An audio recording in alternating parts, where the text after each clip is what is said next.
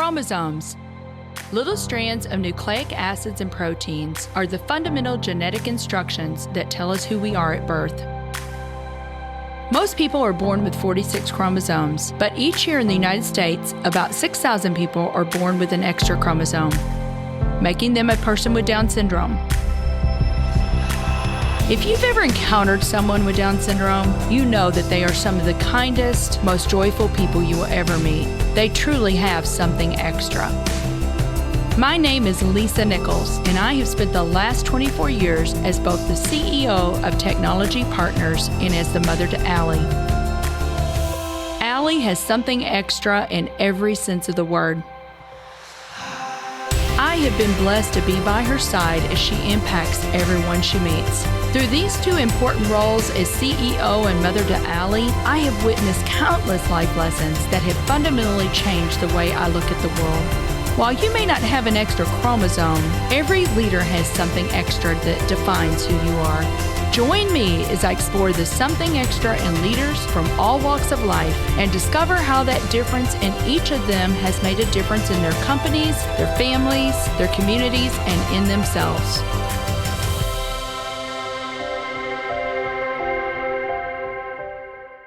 I'm excited to have Mark Miller on the show today. Mark is the Vice President of High Performance Leadership at Chick-fil-A Corporate.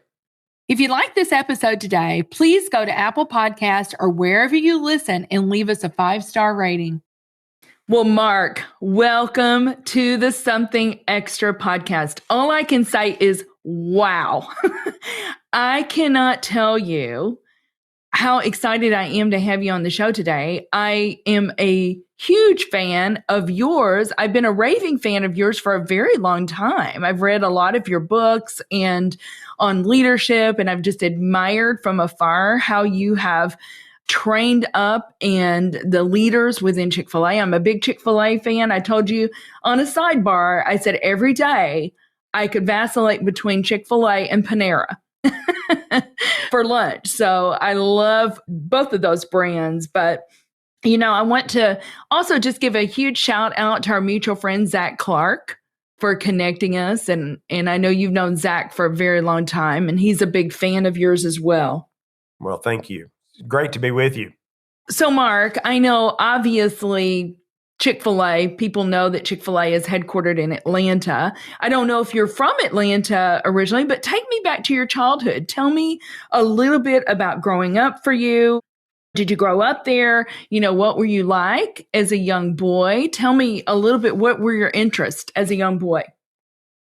Well, I grew up in Atlanta, so been here my entire life thus far, and came from a great home, mom and dad, and a younger brother and younger sister. And we were involved in the church. I tell folks I started going to church 9 months before I was born. And so we spent a lot of time at the church and in various activities. And I also played a lot of sports. And I remember even being on multiple teams during the same season and rolling around in the back of the station wagon changing uniforms, because that was in the days before seatbelts, because I had to go from one game to another. So I grew up playing sports and just had a great childhood experience. Yeah. So you did have siblings? Yes, a younger brother and a younger sister. Okay. So you were the oldest. Wow. Yeah. And so have you seen that love of sports kind of play into your business life? Because we see a lot of Enterprise. Enterprise is Rent-A-Car is a really great esteemed client of ours. And that is one of the things that they look for, Mark, when they're hiring people, is people that played sports, people that were Eagle Scouts. There's a certain DNA, I guess, if you will, in those type of people, and they make great hires. Well, there are probably a couple of factors. One is I learned early on that I loved being on teams.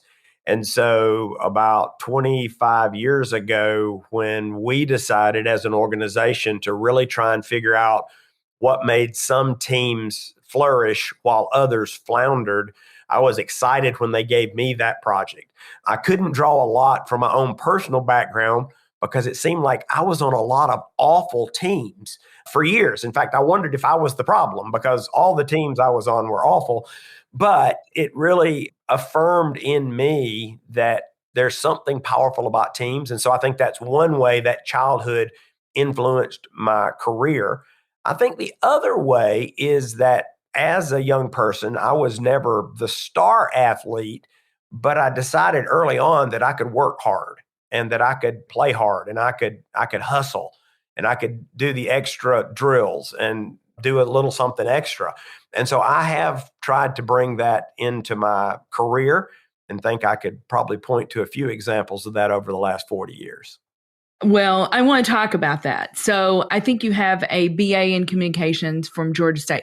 That does not surprise me, really, and especially in what you've done. And you even founded the communications department within Chick-fil-A. But let's talk a little bit about your 40 plus year journey at Chick-fil-A. I think you started as an hourly worker, right, in one of the restaurants? Yes, I worked in one of the restaurants, and that was in 1970 something. And I was an awful team member. And I remember thinking that I was going to be fired. And so I made an early career decision that I'm quick to point out is not career advice, but I decided to leave because I didn't want to have to explain on my resume that I had been fired. So I left, I went and got another job. And then 6 months later, I got laid off. And I thought, goodness gracious, I need a job. I can't do what they do in the restaurant, but those seem like nice people at Chick-fil-A. So I think I'll go and get a job at the corporate headquarters, which of course makes no sense at any level, but this was the mind of a kid. And so I walked in and I told the receptionist I wanted a job working in the warehouse because I knew they had a warehouse. And so she had me take a seat in their lobby. And just a few minutes later, Truett Cathy, the founder of Chick-fil-A, came out to interview me, which again makes no sense at many levels until you put that in context.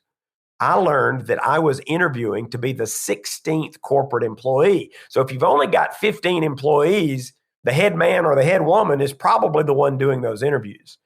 And so I tell people it was a combination of God's grace and lack of discernment on Truett's part that he gave me that job in the warehouse. And that was 43, 44 years ago, somewhere in that vicinity.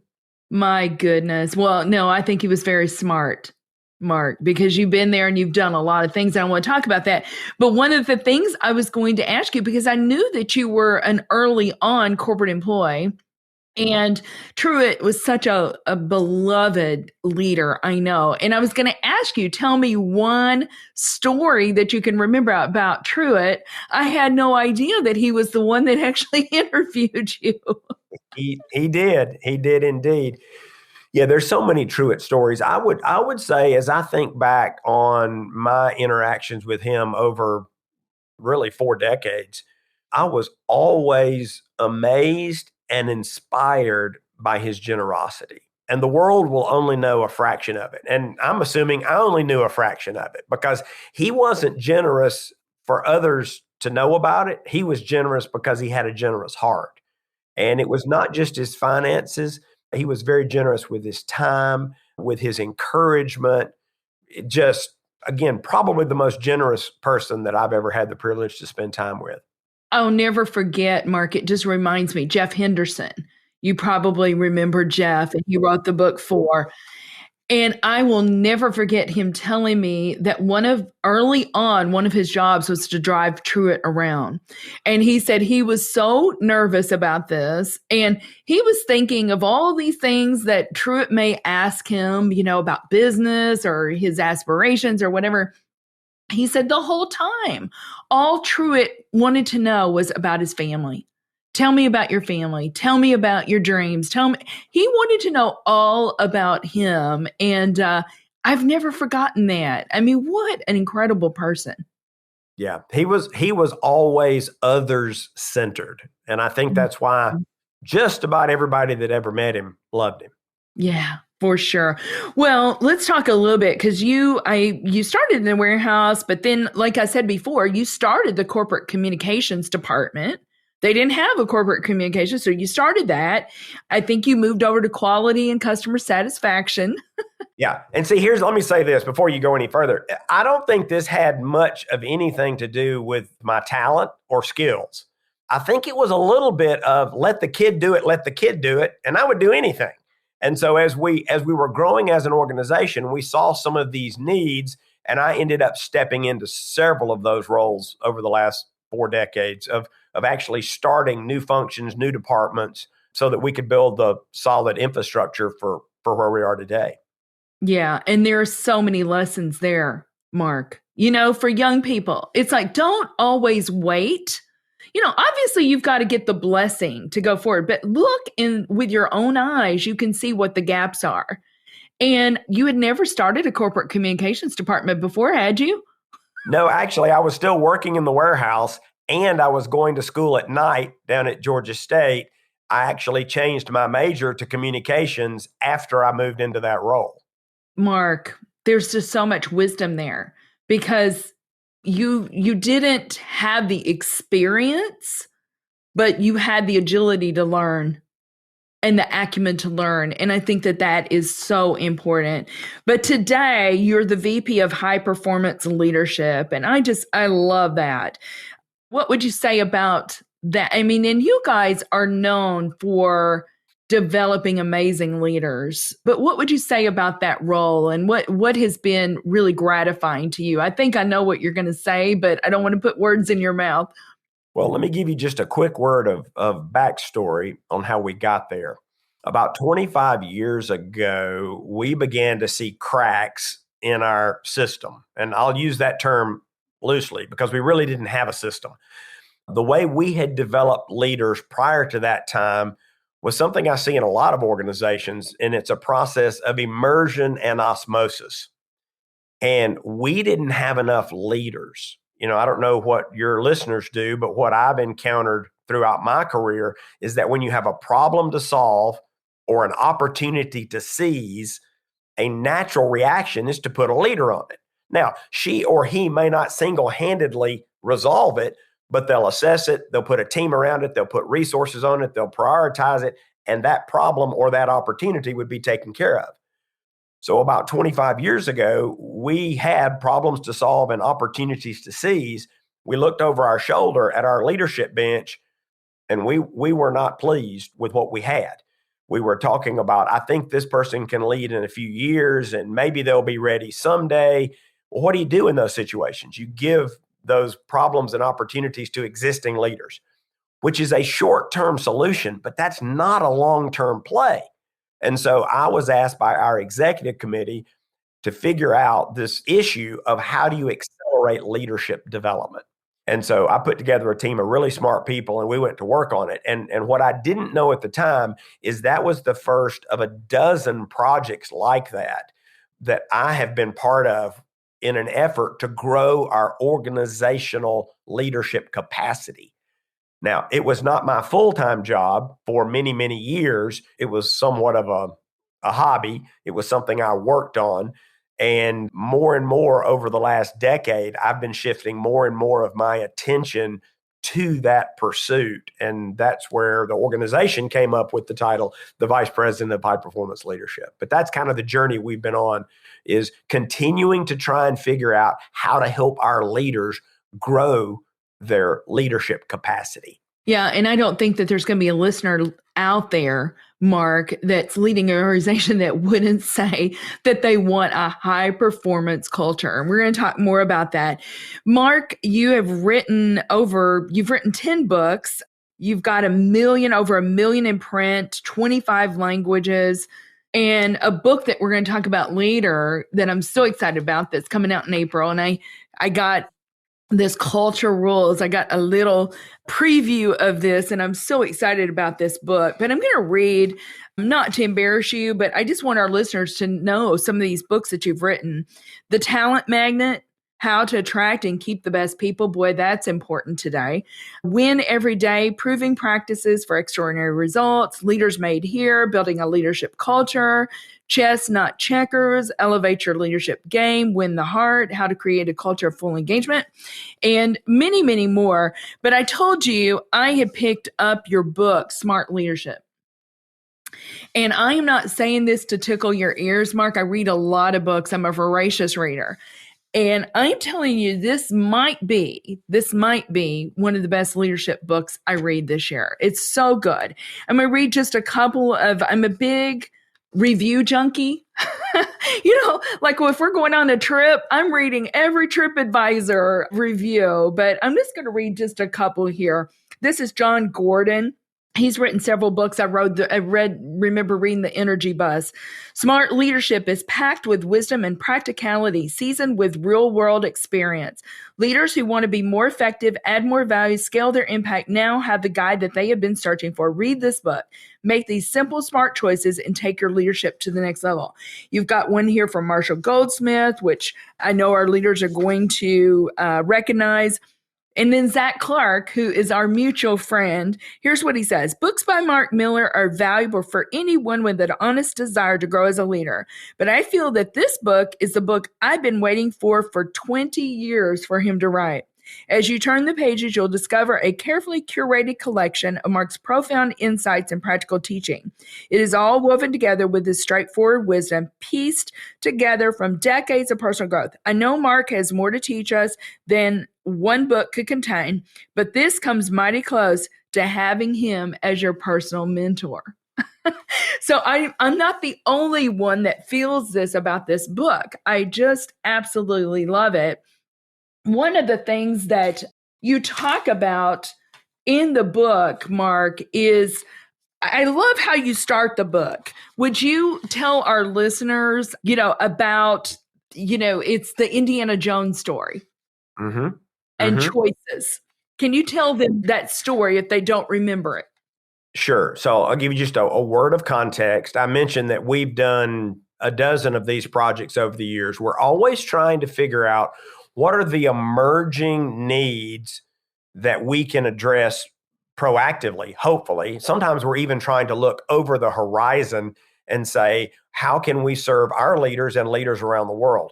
And several years back, pre-pandemic, we began to see a lot of leaders struggling. Men and women that you would assume know how to lead, and they might even have a track record of success as a leader, but they're struggling. And so my team went to work trying to figure out what is going on here. And we broadly labeled this a question of effectiveness, leadership effectiveness. And we went to work. Again, I won't get into all those details, but where we landed brings us to the story you just referenced. For those that remember the Indiana Jones movie, when they were on the last crusade, they were looking for the Holy Grail, the mythical cup of Christ. And as legend has it, anyone who would drink from it would never die. And so Indiana's looking for the cup. This is building toward the climactic scene.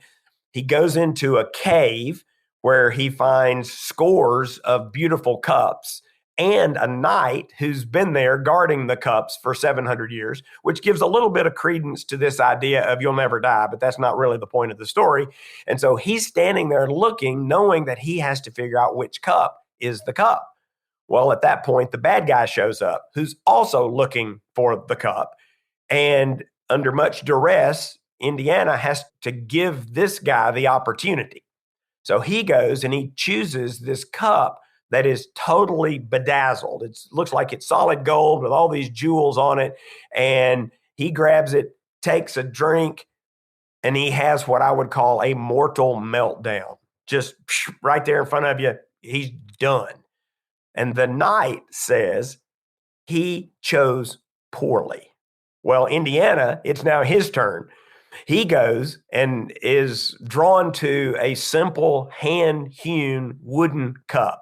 And I think there's a secondary message here that sometimes we get so distracted by those things that are glittery, gold, and the bedazzled. But he looked at that wooden cup and he said, that is the cup of a carpenter.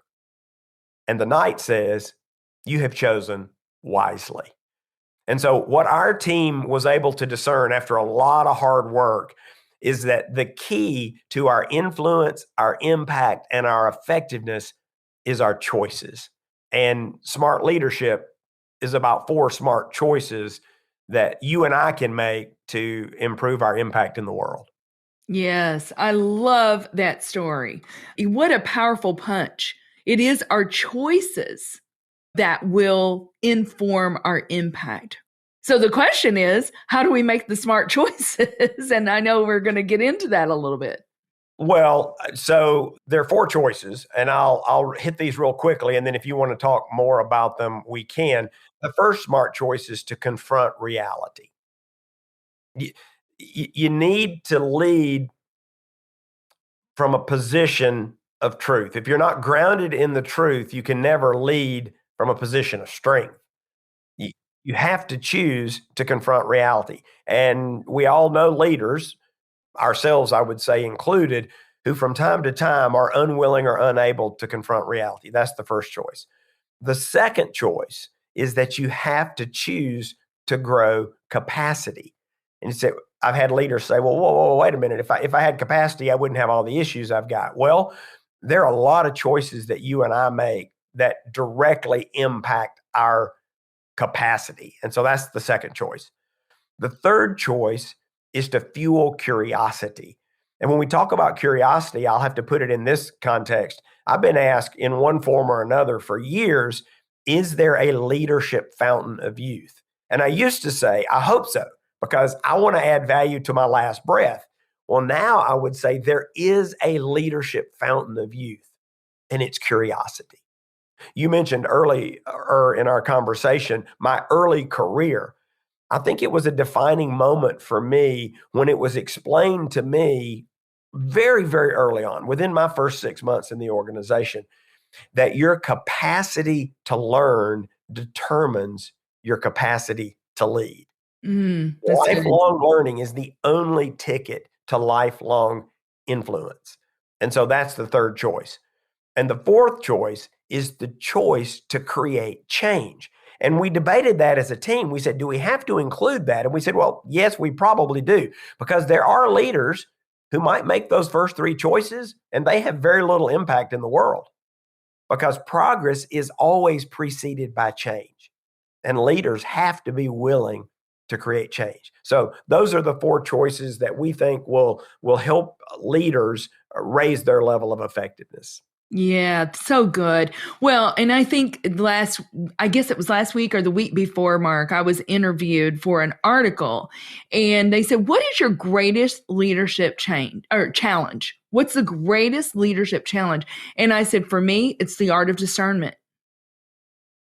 It's really distinguishing the best from the good. I've got a really dear friend, Rich McClure, who used to be the CEO for Unigroup. And he says, I want to give my best yes.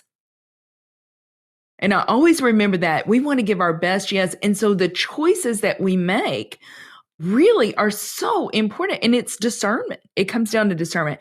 We have got so much more to talk about, Mark. I want to talk about Drucker. I want to talk about cultural rules. I want to talk about all kinds of things. But we do need to take a quick break, and we'll be right back with Mark Miller on the Something Extra podcast. Hey there. In a challenging business climate like this, savvy leaders look to technology to find an edge. This can mean the difference between staying ahead of the curve or playing catch-up. It's time to collaborate with the highly skilled experts at Technology Partners. Our team of technologists draws upon decades of experience for your project, with each bringing a passion for solving problems and a track record of success. How can we help you overcome your biggest technology challenges? Visit technologypartners.net to book a free consultation with one of our leaders. Welcome back, everyone, to the Something Extra podcast with Mark Miller. So, Mark, I want to just talk to you about a few little things, and then I want to dig a little bit more into smart leadership, and then we're going to talk about culture rules. But, we've already talked about Zach a little bit. And Zach and I, he really considers you one of his greatest mentors, Mark, and he absolutely has so much respect for you and said you've so positively influenced him. And he gave me, I've got another friend that says everybody has isms. So here's a few Mark Miller isms for you from Zach. He said, everyone agrees that hiring is the most important activity we can be involved in. But at Chick-fil-A, we simply act like it is the most important thing. So I know that's really, you guys have a very strict and methodical hiring process at Chick-fil-A when you're hiring people. We do. We do. I use the term strict. I would just say rigorous and very thorough. It actually goes back to something Peter Drucker said when asked, what's the most important decision that a leader makes? And Drucker says, who does what? And we actually believe him. We think it's the most important decision a leader makes. Yeah. And I know you're a huge Drucker fan. In I fact, am. you are. And if our listeners have not read this, it's The Effective Executive, right? I think is one of your favorite books of Drucker's. So I would say get that book if our listeners have not read that. Another one, and I love this, I chuckled when I read this. You get no credit for doing the wrong things well. Yeah, my team has probably heard me say that 10,000 times over the years because we are so fortunate and blessed. We have selected some amazing people. They're going to do good work. The trick is, what are we going to work on? And so Yeah. I spend a lot of my time and have for decades not trying to get people to do better work, but to try and be sure that we're all working on the right things. Yeah, so important. Such great wisdom there. Well, shout out to Zach. And those are some of the things that he said have really stuck with him. But, I want to get back to smart leadership. And so, you have seen leaders for 40 years now. And one of the metaphors that you use, and let me just tell you this, and as I was reading some of this, actually, Mark, I got a little teary-eyed. I just want to tell you, I got a little teary-eyed because you talk about the metaphor of swimming in quicksand. Can you expound on that for me? What do you mean by that? That you see a lot of leaders that get kind of in the quagmire. Yeah, so let's go back to something we talked about before the break. When we decided that we wanted to work on leadership effectiveness, one of the avenues we pursued early on is what is impeding effectiveness? And we found busyness and distractions and complexity and meetings and emails and text messages and YouTube videos and just on and on and on. And we said, hey, that's probably it. That's the culprit. And I remember one of the very first meetings that I went to for an interview, because we interviewed lots of people for this work. And I said, hey, we think one of the challenges to effectiveness is busyness and complexity and distractions. And I remember this person being very gracious, and they listened and said, yes, yes, yes, yes. They said, I understand all that intellectually, but those aren't my challenges. And I said, well, is there anything impeding your effectiveness? And they said, sure, it's just not your list. And I said, oh, okay, what's on your list? And they said fear, fatigue, aimlessness. They said, and if I'm honest, I've probably got to say success because I'm not willing to take a risk on what might be because I'm fearful I would lose what I've already got. And so the team and I sat down and said, okay, what do we do with all this? And we said, well, it's all part of the same toxic mix. We decided to call it quicksand. And we said, the truth is that different leaders have different elements in play at any given time in their life or based on their circumstances. So then we said, okay, let's go out there and see how leaders respond to all this stuff, the quicksand. And we found 3 primary strategies. The first is just to swim in it, which is what you referenced. And I think this is a natural leadership response because leaders are leaders, right? And when the going gets tough, the tough get going, and we're going to set the example, and we're going to be the role model, and we're just going to push. Well, there are a couple of fundamental problems with swimming in quicksand. One is you'll never do your best work. I've never seen anybody win a gold medal swimming in quicksand. So it's really, really hard. Right. Secondly, it's exhausting. It's exhausting. And I would even argue that a lot of this great resignation that we've seen over the last couple of years, there are many, many factors, and I'll acknowledge that. But I think some of the folks who were just throwing in the towel, they're exhausted because they've been swimming in quicksand, which actually leads to the second potential strategy, and that's just to quit, just to give up, just to give in. You die. Now, you might not physically die, but your hopes and dreams are extinguished in that moment when you decide to quit swimming. So swim in it, you can sink, Or third, you can escape. And we found leaders who spend very little, if any, time in quicksand. So we decided that's the group we're going to study, and they're the ones that helped us identify the 4 choices. So powerful. Well, I want to talk to you more about that. I want to dig into that. But one of the things that you say, Mark, is you said, quicksand has 2 basic elements, water and sand. In the wild, right. In the wild, right? But leadership has a lot more elements than that. And I found some of these stats just staggering. I think our leaders will too, but meetings, you have a Harvard study that says meetings account for 72% of the work week. Well, that was for CEOs. And that was a 12-year study. Now, I think that there's a revelation there, but I think there might be 2. One is how much time they're spending in meetings, and we can debate the pros and cons of that later. Mm-hmm. Not many people look at the flip side of that. That means they're spending 28% of their time alone. See, I talk to a lot of leaders who have no alone time. And I said, you actually need margin in your life and leadership. Now, I don't know if that's the magic number. That's what the math worked out to be for CEOs. But when do you have time set aside to reflect, to assess, to think, to create, and to plan? And I meet so many leaders that have zero margin for those activities. And I think that's how you actually plan your escape from the quicksand. You can't fill up every minute. You're actually paid to reflect, to assess, to think, to create, and to plan. And too many leaders have let that fall off their plate. Yeah, that is so powerful, Mark. It is so powerful. And I know I have fallen into that trap sometimes because there's so much to do. But if you don't take that time to step back and reflect and plan, then you may be doing, but you're doing all the wrong things like we talked about before. One of your isms that I'm going to remember in my brain, you just reminded me of it, is you said clarity never happens when in motion. That's right. It's really hard when you're moving. And the faster you're moving, it's even more difficult to get clarity. And here's one more piece of that. Because I've had leaders quite honestly and transparently tell me about their lives. And I've been in these situations myself. But here's the question. If you don't have time to reflect, to assess, to think, to create, and to plan, who's doing that?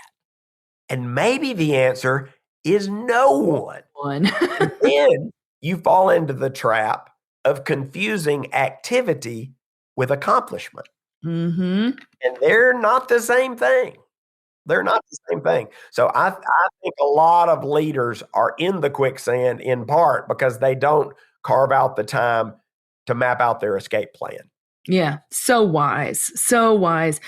Digital communication on page 12 here. I mean, oh my word, this one I think plagues all of us here. But get this, we tap, swipe, and click our phones, not 20 times, not 200 times, 2,617 times a day.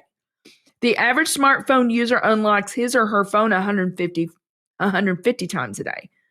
We send or receive 94 texts per day on average. There are 23 billion text messages sent per day. This number continues to increase at a staggering rate. The number per day doubling during a recent 24. You get it. I mean, it's and then there's one more stat. Yeah, the YouTube stat. The YouTube stat uploads YouTube users upload more than 300 hours of content every minute. Which is 432,000 hours a day, if I'm not mistaken. That's why we can't watch all the cat videos. There's just too much content. Exactly. A lot of distractions out there. Lots of distractions. Oh, my word. 25% of our day, you said, is spent just responding to email. I believe that. I do have a lot of filters on my email. And let me one more asterisk on all of that. All that data was pre-pandemic. So I've got a lot of people telling me that the pandemic just made all that worse. See, I don't think the pandemic created the quicksand. I think it intensified it. I think that's what we felt during the last 36 months. Right. Well, so tell me this, because you already queued me up for this. So thank you for that. But so here's the question. What do we do in response to the quicksand? And you already said you studied the leaders that refuse to get bogged down in the quicksand. So what are they doing differently? How are they managing all of this, Mark? Yeah, it's the four choices. They choose to confront reality. They choose to grow capacity, including the margin we just talked about, to reflect, to think, to assess, to create, and to plan. They fuel curiosity, and they make the courageous choice to create change. And as you do those things, it has a positive and cumulative effect that will help you get out of the quicksand so that you can lead from high, dry ground. And that's the only place that you can lead from well. Right. Yeah. Well, this is smart leadership. When you embrace those four choices. And I love this, and this encapsulates this whole piece to me. Smart leaders are the levers required to improve the world. Smart leaders. So I would say most people, and maybe there are people out there that don't want this, but if you really dug deep with people, Mark, I think most people want to make a difference. They want to know that their life mattered, that, to borrow Steve Jobs, they want to make a dent in the world, so I love that. Smart leaders are the levers required. So the way I deduct that is I say, I want to be a smart leader. So that's all I'm going to say about that. I want to talk just a minute about culture rules, and obviously we cannot dig in here too much. I will tell you that, oh my goodness, there's so much we could talk about. There's so much here that we could talk about. But here is the subtitle: The Leader's Guide to Creating the Ultimate Competitive Edge. So why don't you, and I will tell you, you need to reach out to Zach, because he has already done his cliff notes on your book, Mark. So you might want to grab that from here. Here's what he says. He goes, Mark Miller's latest book, Culture Rules, answers a question that often drives me completely nuts. And I'm always seeking to find an answer. What do effective leaders actually do to grow a strong and healthy culture? But why don't you give us a little bit of an overview of culture rules, and then how would you respond to that? How do smart leaders grow a healthy culture? Okay, well, thanks for teeing that up, and I'll have to thank Zach for those cliff notes. So again, a word of context. Some of your listeners prefer context. I'll give you just a little bit. This is another one of those issues that we said we want to serve the broader leadership community, because one of the things that we began to hear pre-COVID was about the stress and the strain on culture. And that was being driven by some of the same factors, actually, that were plaguing individual leaders: volume, scope, scale, complexity, globalization, supply chain, so forth and so on. And all of that was exacerbated during COVID. COVID put pressure on organizations. And when you put pressure on something, it reveals both strengths and weaknesses. And so a lot of organizations discovered during COVID that their culture was not strong. These may be cracks that had been there for a long, long time, but the pressure brought that to stark reveal for them. And so we said, okay, if we're going to help here, we need to figure out what is universally true about culture. That's kind of the MO that we've used over the years. Our approach to all of this work is, let's just don't share our opinion. Let's share what is true. And so we did a global study. We ended up talking to over 6,000 leaders and frontline associates in 10 countries. And we said, we've got to figure out what is going on with culture. One thing we learned is that you don't have to convince the majority of leaders that culture is important. 72% of leaders said culture is the most important driver of performance. It was the top vote getter.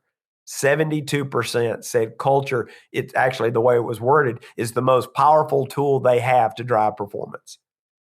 That's okay. So this book is not going to be about convincing people of that. Right. 7 out of 10 already believe it. They understand it intellectually or intuitively or experientially. They got it. Fantastic. Then we ask in this same survey to rank their priorities. Creating and maintaining culture came in at number 12. Number 12. So we said, okay, just, I'm not that smart a guy, but I think there's a problem here. Yes. If it's the number one driver of performance and it's number 12 on your priority list, that's a problem. So the team went to work and said, how do we close that gap? And again, we don't have time to go into a lot of detail today, but we said, let's focus on those behaviors that the leader is uniquely positioned to provide, to engage in. What are those critical few things that a leader can do? And we came up with three. We call them the culture rules. There are 3 rules. The rules help you play the game well, and if you violate the rules, you lose the game. It's pretty straightforward. People say, well, I don't like rules. I said, well, I don't care if you like them or not. If they're rules of a game, then those are the rules that govern the game. And these are the 3 rules that govern creating a high-performance culture. Number 1, you have to aspire. Aspire. You have to share your hopes and dreams for the culture. You would not believe how many leaders cannot articulate their hopes and dreams for their culture. It starts there. You cannot create that which you cannot articulate. Number 2 is amplify, which is the ongoing effort by leaders to amplify and reinforce the aspiration. It's like, okay, whatever you want to happen, you actually have to do some things that will let people know you're serious, this is legit, this is credible, and we're actually going to pursue this. That's amplify. And 3, you have to adapt. And this is tricky because if you have a clear aspiration and you amplify it well, the culture will begin to move toward that aspiration. And a lot of leaders, we love to get things done. And you want to check stuff off and you want to say, ooh, that's the aspiration. We're doing that. Check. I want to go do something else. In essence, a lot of leaders slip into this protectionist mindset. I say they want to shrink wrap their culture. What you do when you shrink wrap it is you suffocate it. You can't do that. Adapt is to always work to enhance your culture. And so if you apply those 3 culture rules, you can actually make your dreams come true as a leader. I love that. You can't shrink wrap it. It's always moving, right? You've got to always pay attention and just continue. I think about continuous improvement. We've never really arrived, Mark. So I am looking, there was a awesome quote, and I'm trying to find it now, where you talk about the hinge and the oil. Do you know what I'm talking about? Yeah, culture is the oil for the hinge of the organization, right? You can build all this stuff, but without culture, there's still too much friction there. By the way, every organization has a culture. Oh, yes, they do. Either by design or by default. That's right. That's and right. Culture by default never end well. Yeah. I would just really encourage our listeners, pre-order this book, get this book. It's going to be so great. And you don't owe me anything, Mark. You don't owe me anything for that. I just want our listeners to continue to grow. And I'm telling you, Mark's books will help you do that. So it'll be like you have your own personal mentor in Mark. But Mark, this is called Something Extra. What do you believe is the something extra that every leader needs? They need more leaders. I have turned a few heads before, particularly when I'm invited to a leadership conference and I stand up and say, there's something every organization needs more than leadership. People look at me like I've lost my mind. And I say they need a leadership culture.